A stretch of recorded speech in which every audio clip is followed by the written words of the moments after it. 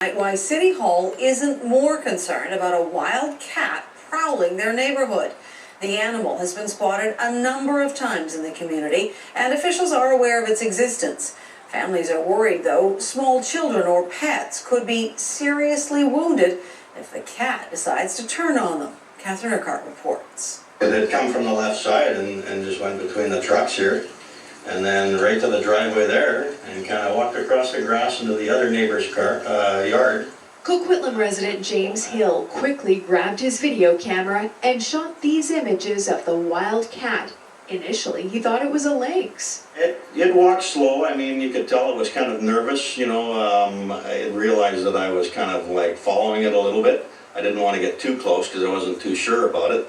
But the backyard, when I got a little footage from there, it kind of growled at me a little bit, and then I realized, okay, I'm maybe a little too close. A neighbor watched on as Hill videotaped the animal, which was cornering a house cat. And he was hissing at my neighbor, and then the cat sort of took off, the little kitty cat, and then the bobcat sort of went into that area there. So I don't know if he's still there.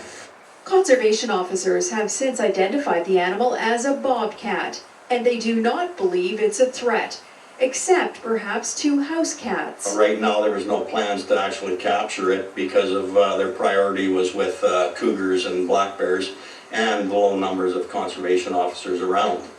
Some neighbors remain anxious and say they'll be careful in case the bobcat returns. The bobcat was very scary. Yeah.